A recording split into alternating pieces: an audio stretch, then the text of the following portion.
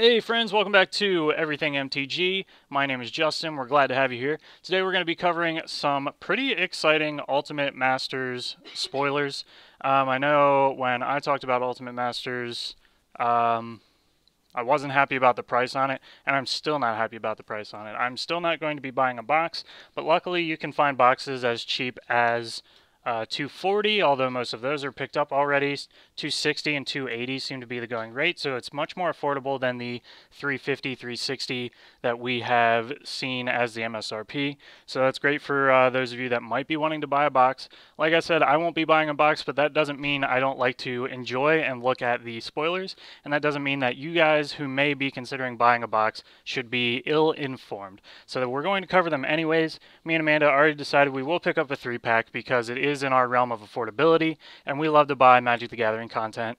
I just don't want to support that outrageous price that they think they can charge $350 and like it's an okay thing, and their excuse is, oh, well, this product is for nobody, or this product isn't for everybody, which therefore means it's basically for nobody.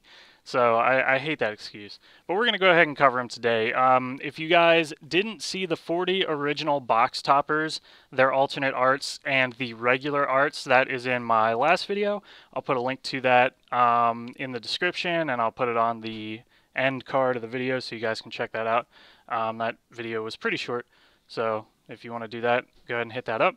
We'll go ahead and start. We have Dig Through Time. I'm sure you're all very familiar with this. It was banned in Modern, I believe. It is 6 and double blue for an instant with Delve. If you guys don't know about Delve, each card you exile from your graveyard while casting the spell pays for 1 colorless. Look at the top 7 cards of your library, put 2 of them into your hand and the rest on the bottom in any order. Rest on the bottom of your library in any order. The card is extremely broken. It warped the landscape of Modern, and that is why they banned it. It is still very good. You can use it in Commander, so it's great to see it here. It's not really worth much money. It was last printed, I believe, in Khans of Tarkir. So it's like a couple bucks, I think. So not real good value-wise there, dollars. But other than that, I mean, it's pretty awesome to see it here. We have... Let's see. I can't remember if I covered Entomb or not. I'm pretty sure I did. I'm pretty sure it's part of the special box toppers, so I'm just going to cover it here anyways. It's 1 black for an instant. Search your library for a card, put that card into your graveyard, then shuffle your library. This is incredibly powerful for reanimator effects and things like that.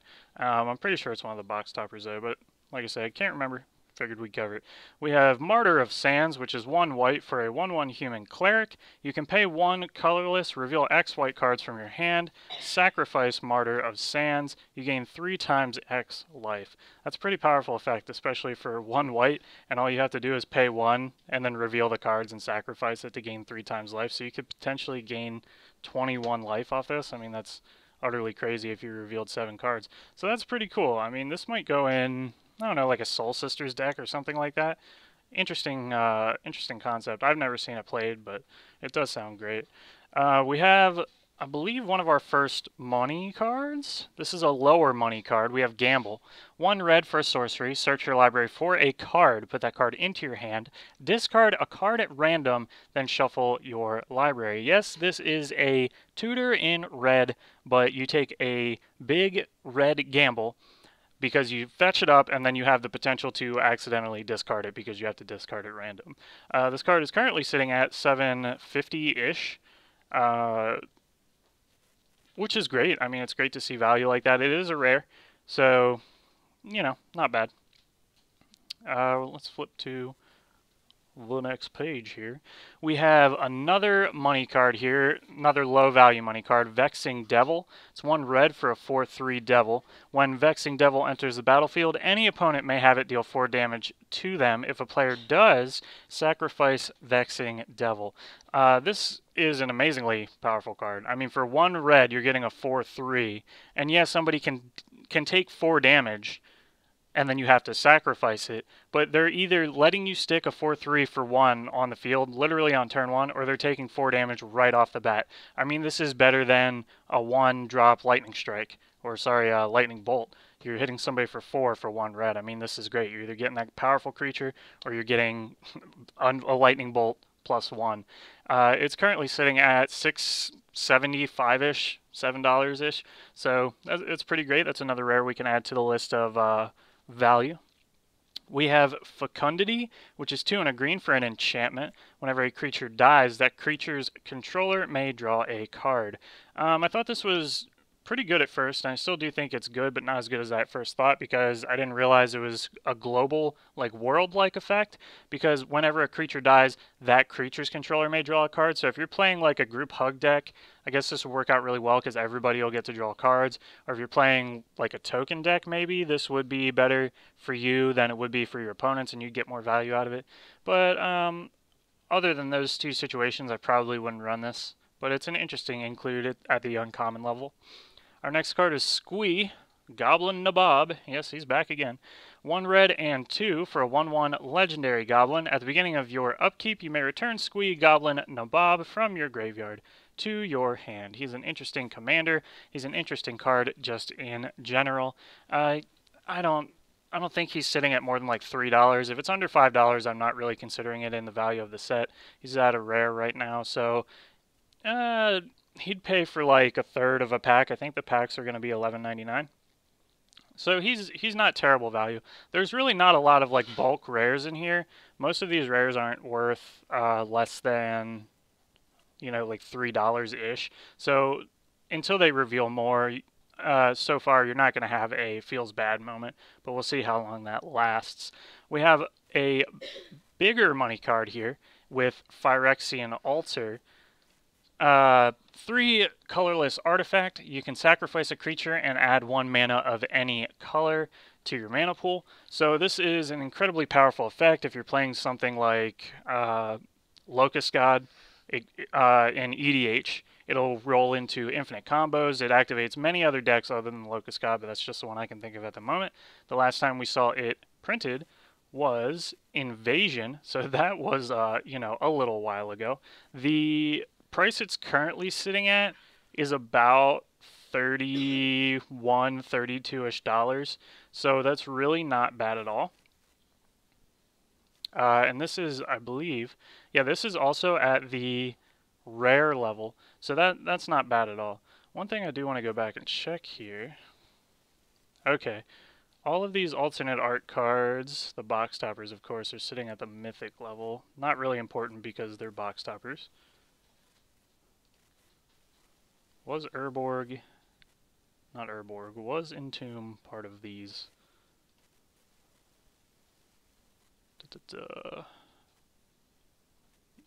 That's still bothering me.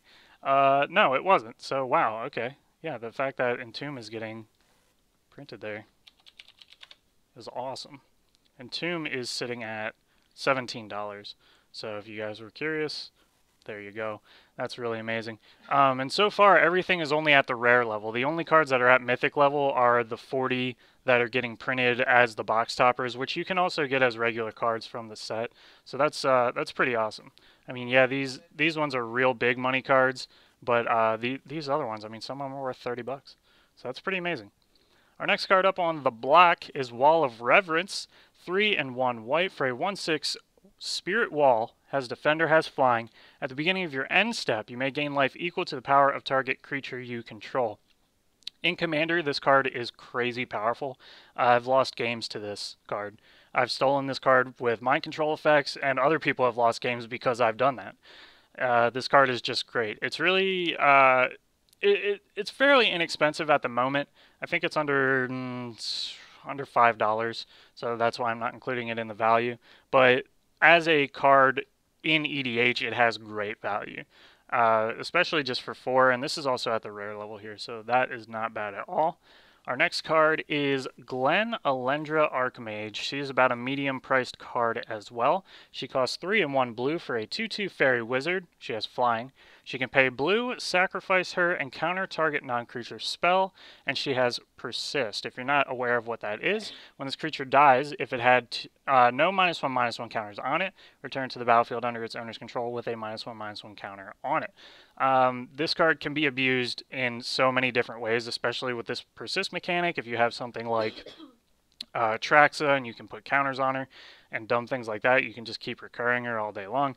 It's honestly pretty ridiculous, and it's great that they added her here. It's nice to see her get another reprint. She is currently sitting at about $20, so that's a great medium value include in the series. And she's also at rare. Most of these cards are at rare that we're talking about. We have Fire and Ice, a split card. Fire is 1 and 1 red for an instant. It deals 2 damage divided as you choose among 1 or 2 targets. And Ice is 1 and 1 blue for an instant. Tap target permanent, draw a card. This is at the common level. It goes for, I think, 70 cents or something like that. But it's a fairly good card. Not as good as Turn and Burn. But you get to draw a card and tap a permanent for 2. You get to deal 2 damage for 2. Same thing as Twin Bolt. So it's okay. Let's move on to our next card here. We have Eldrazi Conscription. Yes, it's amazing to see this get reprinted here. I actually need one myself. Maybe I'll pull it. Or the value will drop and I can just buy one. It is 8 colorless for a tribal enchantment Eldrazi aura. Yes, tribal enchantments did exist for Eldrazi if you were not aware. Enchanted creature gets +10/+10 and has trample and Annihilator too. If you're not aware of Annihilator, whenever it attacks, defending player sacrifices 2 permanents. It's probably one of the more broken mechanics or most broken mechanics in the game. They said after the original Eldrazi set on the Morrow Storm scale that they were very unlikely to ever reprint Annihilator, although they did print it in a functional format on a couple cards in Battle for Zendikar and that entire set there. Sorry, gotta take a drink of water here. But this card is incredibly powerful. This is sitting at, I would call it a lower value card. It's about $10, which really isn't bad at all. This is also at the rare level, and I'm really happy to see it here. We have Visions of Beyond, which is 1 blue for an instant. Draw a card. If a graveyard, any graveyard, has 20 or more cards in it, draw 3 cards instead. So if you can play a 4 of this, that would be amazing. If you're playing any sort of mill strategy or maybe even Dredge or Reanimator or something like that, and you can get a lot of cards into your graveyard, this card can easily draw you 3 for 1 blue, which is on the level of a Power 9 card. Which is utterly ridiculous. So it's pretty cool. Our next card is All Is Dust, another Eldrazi card. 7 colorless for a tribal sorcery Eldrazi. Each player sacrifices all colored permanents they control. I used to have one of these. I'm not sure if we still have it. I haven't seen it in a while if we have it. It might be in my 60 card deck, which I haven't unburied from its deck box in a long time. It is an amazing card if you're playing Tribal Eldrazi in EDH, and yes, that is something you can do. It is super duper powerful. It's just good as a regular board wipe, especially if you're playing artifacts. Super crazy. It is sitting at a moderate medium value of about $14-ish, so it's a really decent value. It's a rare. Visions of Beyond was also a rare, if you guys were curious. Not really relevant because it's not really worth anything other than just being a great card. But I love seeing Conscription and All Is Dust too. Our next card is Shirei, Shizo's Caretaker. 4 and 1 black for a 2/2 legendary spirit. Whenever a creature with power 1 or less is put into your graveyard from the battlefield, you may return that card to the battlefield at the beginning of the next end step if Shirei, Shizo's Caretaker is still on the battlefield. This is, in my opinion, a pretty powerful card. The value on this financially isn't there, but this is at the uncommon level, and actually I would like to have one of these myself. Currently building an Arcades EDH deck, and I just found out about this card by reading these spoilers, and this sounds like it's right up my alley, because all those walls don't have any power, so this thing can just keep recurring them all day long. That would be crazy, so I'm going to have to look into possibly picking one of those up. We have Treasure Cruise next. I'm sure many of you are familiar with this one, just like Dig Through Time. 7 colorless and a blue for a sorcery with Delve and draw 3 cards. I believe this was also banned from Modern because people were using this in conjunction with Dig Through Time. They were both very broken. They were both very playable because of the Delve mechanic. It's a great card. Financial value is not there, but doesn't matter. It's a great card nonetheless. I use it in EDH in my Baral Chief of Compliance deck, I do believe, and it works out great there. We have Gurmag Angler, 6 and 1 black for a 5/5 zombie fish with Delve. That is literally all there is to say about that. It doesn't do pretty much anything. I don't think it's particularly great. So yeah, that's it. Phyrexian Tower, legendary land, tap, add waste, tap, sacrifice a creature, add double black. This is a rare legendary land, which is amazing. You can really pump out some black with this. If you're playing like Zombie Tribal or something, or even if you're playing like Black Green Elves, this can be really great. The value on this is on the higher end at about $33-ish. So it's a great value to add to this set if you guys are trying to get value out of your boxes. We know we all are, especially when they're so expensive. This is a great include here. Last time it was printed, see if I can find it, was in Urza's Saga, and we all know how recently that was. It wasn't. So great to see it here. Our next card is fairly infamous, Faithless Looting. 1 red sorcery, draw 2 cards, then discard 2 cards. You can flash it back for 2 and a red. I believe it was the Return to Ravnica block that this card was a 4 of in every deck that had red. It's used to play in EDH. It had, I think it was involved in Storm, maybe at some point, or at least I've seen somebody play it in a Storm-like deck in EDH. It's just a really powerful card. It's at the common level, so you'll probably be seeing a lot of these. That may be a good or bad thing for you. The financial value is not there, but it is a great card. We have Wild Mongrel, which is 1 and a green for a 2/2 Hound. You can discard a card, and Wild Mongrel gets +1/+1 and becomes the color of your choice until end of turn. Very interesting mechanic. Financial value is non-existent. 2/2 for 2. You can't complain about that. That's your basic evaluator for the power of a card compared to mana cost in the game, a bear, as it were. And this is slightly better than a bear because you can discard a card and give it, a color change if somebody's using an elemental blast or something like that, something similar, and give it a, a nice little pump. So that's really cool. Could be good in Hellbent decks. Maybe if you play it in red with Madness. Could be an interesting little combo thing. That's at the common level. If I didn't mention, the financial value is not there for that, but cool card. Reckless Worm is 3 and double red for a 4/4 worm. It has trample. Speaking of, it has Madness for 2 and a red. There's not much more to say about this other than you could pair it up with Wild Mongrel, and that would be a fun combo. So that's cool. We have Runed Halo up next. This is double white for an enchantment. As Runed Halo enters the battlefield, choose a card name. You have protection from the chosen name. Very specific card. It is at the rare level. Due to its power level, it can be extremely powerful. And actually, when I saw this card, the first thing that came up to my mind was my friend plays Omnith, the red-green one. I can't remember what it's called. Is it Locus of Rage? See, this could be a problem with this card. Let me Google it. Let's see, Omnath. It is Locus of Rage. Okay, just make sure when and if you play this card, you name the actual card the right thing.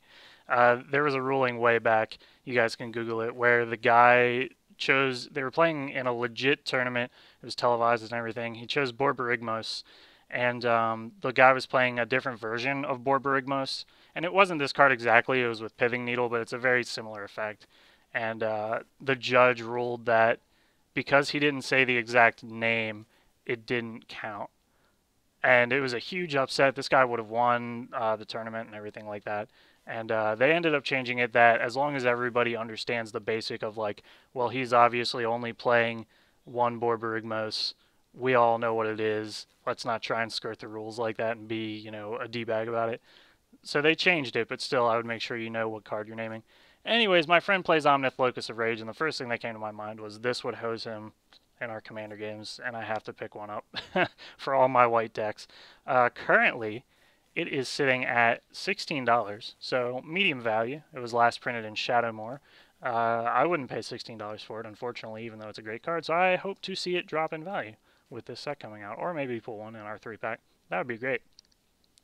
Our next card is Rune Snag. 1 and 1 blue for an instant counter target spell unless its controller pays 2 colorless plus an additional 2 colorless for each card named Rune Snag in each graveyard. Interesting card. It's one of those cards that gets more powerful the more of them that you have, so playing this in Commander is pretty much pointless. But in a 60 card deck, it could be really, really good. That's pretty much all there is to say about it. It's an interesting effect that you could definitely play around. We have Back to Basics for 2 and 1 blue for an enchantment. Non-basic lands don't untap during their controller's untap steps. It comes in at the rare level, and can you say stacks? Because this is literally a stacks card. But it's a great card. You can definitely host people with this if they're playing 5 color. They're pretty much screwed, and we all know in EDH, everybody is playing dual lands.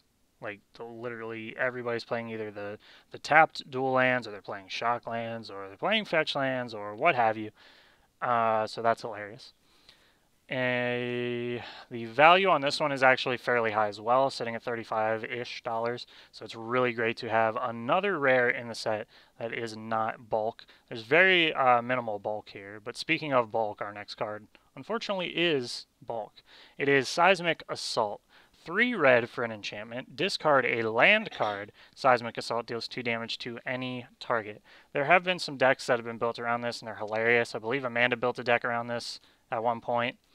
She didn't play it much because I like totally hosed her the one time she played it. No. No, you didn't build that one? I did build that one, but that's not why. It was one of the ones that was stolen. Oh, it was. Oh, okay, okay, I got it. I got it. Yeah, she only played it once. I thought she just wasn't playing it, but we had some of our cards stolen a long time ago, and apparently that deck was one of the decks that was stolen. So that's unfortunate. She can always rebuild it though. The cards in that deck were like really cheap. It was just a really stupid deck, and it was 60 cards, right? Yeah, so we could easily rebuy that. Anyways, the financial value is not there. It is a rare card, so it is going to be one of the few bulk rares that they have released so far. But otherwise, the set is definitely looking up. I mean, on top of those 40 cards from the box toppers, I think maybe like 3 of them were bulk. Tasigur, Stirring Wildwood, and the other dual land? Not Celestial Colonnade, it's the Gruul one. I believe those are all bulk, and then we have like Squee, which is semi-bulk, and Seismic Assault, which is definite bulk. But other than that, the financial value is looking up definitely. Just the value of cracking these packs would be extremely fun. I mean, getting something like Phyrexian Altar or Eldrazi Conscription, even though they're only of low or moderate value, would be great. It would just be awesome to have them. And some of these cards that haven't seen reprintings since Urza's Saga and, Cold Snap, Ice Age, whatever, it's great to see these cards finally getting reprinted. Anyways, guys, I appreciate you keeping up with the spoilers with me. Let me know if you guys are going to be buying a 3-pack or if you guys are going to be buying a box. You know how we feel about it, but that doesn't mean you guys shouldn't, make up your own mind about whether you want to do it or not. It is really looking up, so that's pretty cool. Subscribe if you guys enjoyed the content. You want to see more of the same. Share with your friends if you think they'd like what we're doing here. And throw out a like if you guys like the content. Other than that, we'll see you next time they do some spoilers. Take it easy.